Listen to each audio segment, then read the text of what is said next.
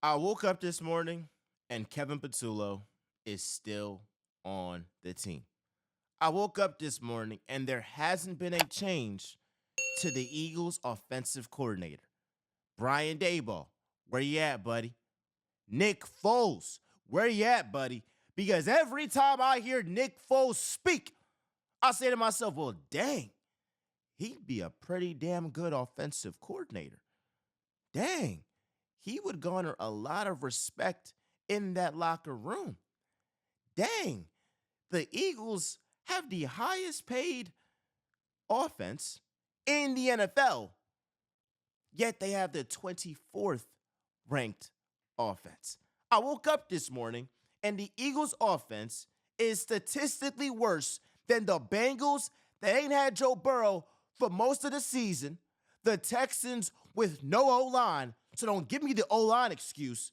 The Falcons, are we serious? The Cardinals without Kyler Murray. The Broncos, have you seen Bo Nix play? The Giants, they ain't got Malik Neighbors, Cam Scatterbo. They don't have Jackson Dart.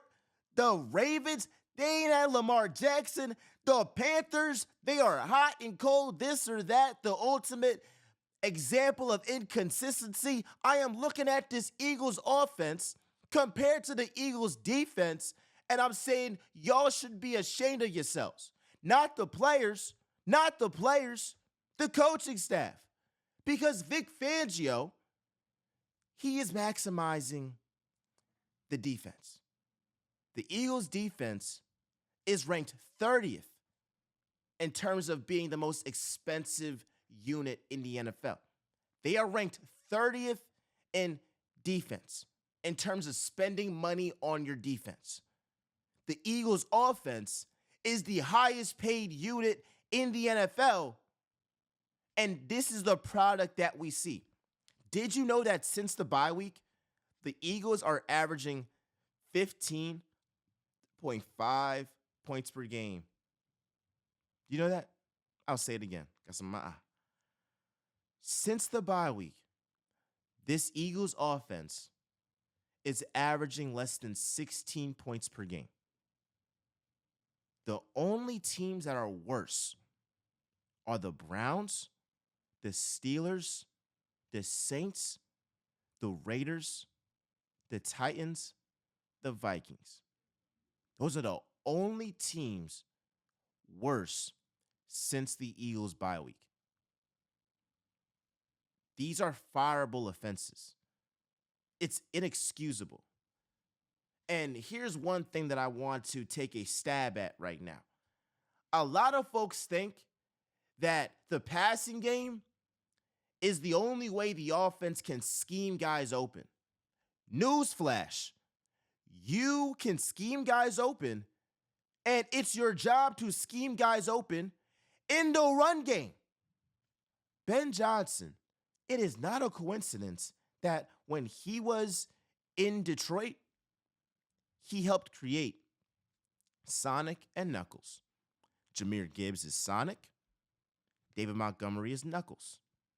Jahmyr Gibbs, he likes to go east-west, likes to juke guys out, likes to dance. David Montgomery, north-south back, he's a flat-out bruiser.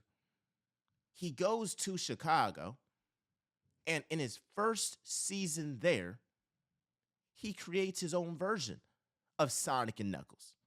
Essentially, DeAndre Swift is like a lesser version of Jahmyr Gibbs, and Kyle Manunga, the 7th round rookie from Rutgers, is essentially a younger version of David Montgomery. He did that in one season, and the season ain't even over, and the Bears are the number 1 seed in the NFC. What that tells me is that's coaching. And then I look at the Eagles, right? And you have 2 backs, yet you refuse to use them. You have Tank Bigsby, and you refuse to use him. You know, I'm not a coach, but I know that when I played sports, if a certain player keeps doing well every time they're on the field, every time they're on the court, it makes the most sense to give that guy more minutes, give that guy more snaps, give that guy more opportunities. So Tank Bigsby against the Lions had 4 carries for 34 yards. Tank Bigsby against the Giants, just like the Bears did to us, he had 100 yards as the backup. Him and Saquon. I don't care, it's the Giants. He had 100 yards against an NFL team. And against the Bears, when everybody knew their run defense isn't like that, and you have to run at them, and you have to challenge those 4th-string linebackers and be more physical and have more heart and show more grit, the Eagles failed to give Tank Bigsby 1 carry. Like, some of this stuff, I feel like it's no way that you're this incompetent. It's no way. It's no way. Because what the hell do y'all do before these games? Kevin Patullo, Nick Sirianni. What are y'all doing? What are y'all doing? It makes no freaking sense. So guess what? The Eagles have a mini bye week. Mini bye week. And this is the perfect opportunity to switch play callers. Because if I'm a offensive player on the Eagles, you know deep down, Kevin Patullo ain't the guy. You know it. One thing that pisses me off about the Eagles is that they use A.J. Brown and they are aggressive when they're down. They're aggressive when they have to be. It's never like, all right, y'all, let's just keep our foot on the gas for the whole entire game and not have to depend on one of the youngest defenses in the NFL to bail us out, and we're the highest paid offense in the NFL. You know what? Instead of being aggressive, let's just play not to lose.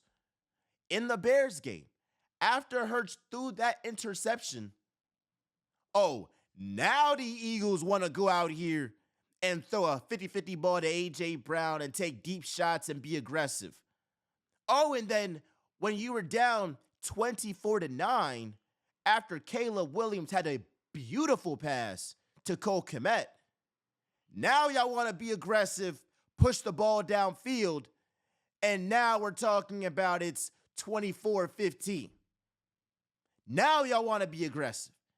It's so annoying. On the flip side, there'll be times that there's a lot of talk going into a game. In that Dallas game, it was talk from A.J. Brown. It was talk from the Eagles locker room about being frustrated about this offense, about some guys in the locker room being frustrated with Jalen Hurts. Well, the offense the Eagles had in that first half against the Cowboys, they were super aggressive, ultra aggressive. And you have to give them credit. And then after halftime, they lost that fire. They lost that hunger. That's on the coaching staff. Because part of being a coach, you have to get your players motivated and aggressive through the entire game. Through the entire game. Put your foot on the gas the entire game. I gave Nick Sirianni credit in the Super Bowl. From rip, that team was ready to play. From the beginning to the end. It was so bad that Jalen Hurts had to ask Sirianni, "Are you sure? Are you sure?" "Yes, brother. We're up 40. It's like 40-20. I'm sure it's over, dog." But that's the mindset. This season, I don't see that. I don't see that. I don't see that.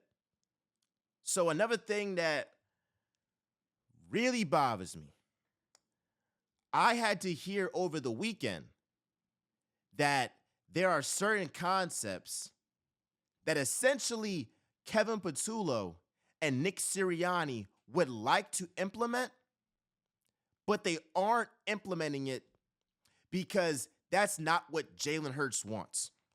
So let me get this straight. Jalen Hurts is an All-Pro. He's a Super Bowl MVP. He's a multiple-time Pro Bowler. every year, he is going to get you over 30 total touchdowns and more times than not, single-digit interceptions. You're telling me that guy doesn't want the same concepts that helped him become a Super Bowl MVP? He doesn't want the same concepts that helped him become an All-Pro and second in MVP voting in 2022? But what's the difference? Not the quarterback, it's the coordinator. Because Hurts was way better under Shane Steichen. So it will make the most sense to implement the same stuff that Shane Steichen did. How come in the Eagles offense, you rarely see A.J. Brown and Devontae Smith on the same side? Do you know how impactful that could be? That if A.J. Brown and Devontae Smith are on the same side, these defenses ultimately got to choose, who are we going to guard? Who are we going to double team? Because whoever that you bite on, one of those guys is going to have a one-on-one matchup. Hell, put Dallas Goedert and A.J. Brown on the same side. What happened in that Rams game? How did Dallas Goedert get that touchdown? The safety bit on A.J. Brown's side, and what happened? Dallas Goedert, wide open touchdown. What about this, dog? When you talk about in that Packers game, when A.J. Brown and Devontae Smith were on the same side, and the safety had to bite, the defensive back had to bite on A.J. Brown on the intermediate route, and on the deep route, you had Devontae Smith one-on-one with the safety. I am taking Devontae Smith in that matchup every single time. And so it's incompetence at the highest degree, because how can you have these great players, and not be able to maximize the moment? Let's think about this, y'all. I am not hearing the offensive line excuse as to why this Eagles offense is this putrid. Let me break this down. The Texans last year, their offensive line wasn't good. They could barely run the ball. But they don't have A.J. Brown. They don't have Devontae Smith. You could argue they had Nico Collins, but he was banged up much of last year. They had Tank Dell. He got injured. They had Stephon Diggs. He got injured. So it's a reasonable excuse if your playmakers get injured and your O-line is buns. But if your O-line is buns, Landon Dickerson regressed. Cam Jurgens regressed. Jordan Mailata having a down year. Lane Johnson in and out the lineup. Tyler Steen is not Mekhi Becton. We all know this is true. But hey, the Chargers missed Joe Alt, missed Rashawn Slater, and they still run the ball better than the Eagles. What does that tell me? It's about coaching. It's about the scheme. It's about highlighting your players' strengths and not highlighting their weaknesses. That's what it is. So I'm not trying to hear, well, the offensive line, it's not good this year. And that's why the Jets have a better success rate than the Eagles offensively. Cut it out. Saquon Barkley been healthy the whole year. Hurts been healthy the whole year. A.J. Brown been healthy the whole year outside of one game. Devontae Smith been healthy. Dallas Goedert, he's surprisingly been healthy. You got your guys who are all playmakers. I ain't trying to hear that excuse. It's on the coaching staff. Now, yes, Jalen Hurts had a bad game, and he hasn't had a good month. Outside of that first half against the Cowboys, he hasn't been very, very good. And we all know that. But we know that the bigger issue is not Jalen Hurts. The bigger issue is the coaching staff. And I feel like Jalen Hurts is so good that he had me thinking Nick Sirianni is a top 3 coach. Hell no. And like resume-wise he is, But I attribute a lot of that to the quarterback. I attribute a lot of that to the coordinators. I attribute that a lot to Howie Roseman. And when you factor everything in, I don't know if Sirianni is top three in terms of most impactful guys in this organization. You're taking Hurts over him. You're for damn sure taking Howie over him. And you are taking a competent offensive coordinator over him. That's what you're doing. If the Eagles could do it over again, knowing what they know now, they would have rather hired Shane Steichen. That's a fact. That's a fact. And I said it before, I'll say it again. It's like when you have great offensive coaching, it elevates everybody. Versus you have great offensive players and bad coaching, you can only do so much. So with Nick Sirianni, I will say this. I am not at the point where I'm saying Nick Sirianni should be fired today. That is pretty crazy. What I will say is if this Eagles team has an epic collapse like they did in 2023, and let's just say the Cowboys win the division, or they get bounced out in the first round and get blown out like the Bucs did to the Eagles in 2023, oh, Nick Sirianni, he should be out of there. He should be out of there. Because we cannot depend on you to get the right coordinators every single year. And if you don't get the right coordinator, the offense is cooked. We can't have that. We can't have Nick Sirianni messing up the prime years of an all-time offense. A.J. Brown is at the peak of his powers. Devontae Smith is entering the peak of his powers. Jalen Hurts is at the peak of his powers. Saquon Barkley might not be at his peak, but he's still a guy that's a top 5 running back in the league. You have some great playmakers, and there's always this inconsistency because you don't know offense, and you were brought in to be an offensive guy. So that's what it is. I 100% think it's on the table if the Eagles lose to the Chargers, lose to the Raiders, and the Cowboys catch up. If I'm Jeffrey Lurie, if I'm Howie Roseman, I am thinking to myself, there is no way in hell we have the highest paid offense in the league, and this is what we're seeing. This is what we have to look at with our families on Black Friday. Hell no. I'm not there yet. I'm close. But I will end the Sirianni topic with this. Let's give out all the coaches in the league. As of right now, Nick Sirianni or Ben Johnson? Ben Johnson. As of right now, Nick Sirianni or Sean McVay? Sean McVay. As of right now, Nick Sirianni or Mike McDonald?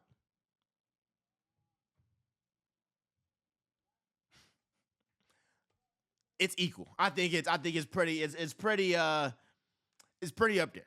As of right now, Nick Sirianni or Matt LaFleur? If you're a quarterback guy, you would rather have Matt LaFleur. Nick Sirianni or Kyle Shanahan? As of this moment, Kyle Shanahan. Nick Sirianni or Mike Vrabel? Mike Vrabel. Nick Sirianni or Sean Payton? Sean Payton. Nick Sirianni or, hell, Liam Cohen? Liam Cohen. Nick Sirianni, hell, or John Harbaugh? They're the 5th seed in the freaking conference. The same record as the Eagles, and they've had way more injuries on offense. I'm going with John Harbaugh. Or is it Jim Harbaugh? Jim Harbaugh, my fault. Jim Harbaugh. So that's what it is, bro. Like, when you really think about it, and it's not even just my personal opinion, if you ask people in the league, they would probably say that Sirianni, like, we're not having him as the top 5 coach, top 3 coach. And I was super on that bandwagon of saying Sirianni won the Super Bowl, But nah, bruh, it was really just Hurts and Vic Fangio hiding Sirianni's flaws. And that's just exactly what we have seen. And it's just pure incompetence offensively. Now, with the Rams, I'm interested to see what they do moving forward because Bryce Young completely outplayed Matthew Stafford. Completely outplayed him. That was not on my bingo card. But the Panthers exposed something. Y'all hyped up that Rams secondary. That secondary is not special. We love a get right story. We love a comeback story. And shout out to Emmanuel Forbes for doing some good things, some great things this season. But we all know that Rams defense is only special on their defensive line. And if you can keep those guys at bay, you can dice up that secondary. And the plan and what you have to do to beat the Rams is the blueprint that the Eagles gave to the whole entire league. You have to run the piss out the ball, keep the ball out of Matthew Stafford's hands, and force turnovers. Because Matthew Stafford, Devontae Adams, Puka Nacua, Kyron Williams, all these guys, and Sean McVay at the helm, they are so great that you have to limit their opportunities and control time of possession. That is the actual blueprint the Eagles gave the whole entire league, and the Panthers ran it to a T. Matt Stafford, pick 6. Stafford, 2 picks in this game. So when you win the turnover battle and you're running the ball at an effective rate and your quarterback is not making mistakes, yep, you're going to beat the Rams. Now, I would say this. I look at the Rams like the Lions last year, and they're going to be great in the regular season. But I wouldn't be surprised that in the divisional round, the Bucks, the Packers, the Seahawks, I wouldn't be surprised if one of those teams knock them out. Just like how the Commanders knocked out the Lions when we were waiting for the Lions to meet us in the NFC Championship game. So the NFC is wide open. It's wide open. Now, it's funny, right? Cowboys fans, y'all really are believing now. And it's hilarious. Because Cowboys fans are out here thinking, it's our year. It's our year. Dog, it's over. Y'all not doing nothing this year. Y'all not. Too late. Too late. You lost too many games early on. You're not making the playoffs. And one thing that y'all should know about Dak Prescott, because I know this about Dak way too well, is that when there's expectations and when Dak Prescott is expected to deliver, he's expected to win, he folds every single time. That's a fact. The same guy that got outplayed by Jimmy G and Brock Purdy, he is not who y'all say he is. Now, against the Eagles, against the Chiefs, the Cowboys weren't expected to win. That's when Dak Prescott plays at his apex, when nobody expects him to win. But against the Lions, the Cowboys are going to be expected to win. Given the way the Lions have looked recently, given the way that the Cowboys have looked recently. Doug, Dak will fold in that moment. He will fold. And it's hilarious that y'all continuously fall for this trap, and I'm letting you know what's going to happen. A lot of these players, the Sam Darnolds, the Dak Prescotts, the Bo Nixes, a lot of these guys, like, once they really start getting expectations, you're about to see what these guys really are. What these guys really are. And I'm trying to say they not really like that, bro. So like, comment, subscribe, do all that jazz. I got one more thing to talk about in this episode, and that is AJ Brown. You know, it's so frustrating that when the Eagles win, more times than not this season, AJ Brown has a pedestrian game. And then when the Eagles lose, AJ Brown goes off. That's so annoying, bro. It's so annoying. Because why can't the Eagles win and their superstar player go off? It seems pretty hand in hand, right? You have a great wide receiver, a top 5 wide receiver. In order to win, you give him the damn ball. But what happens is, like we said earlier, the Eagles use A.J. Brown when they absolutely have to.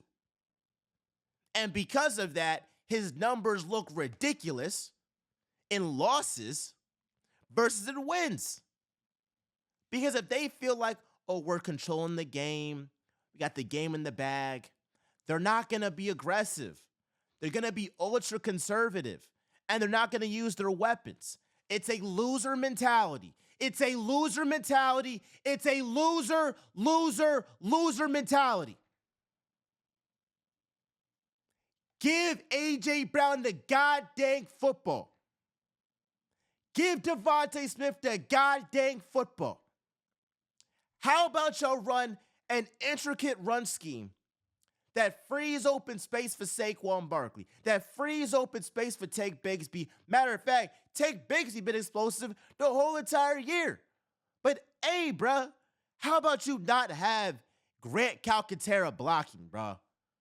How about we not have that, bro? He can't block. All right, bruh. I'm about to get riled up. I'm about to go to work, all that. I love y'all. Appreciate y'all. What's up with them? Y'all know I always keep it real. I'm out, y'all.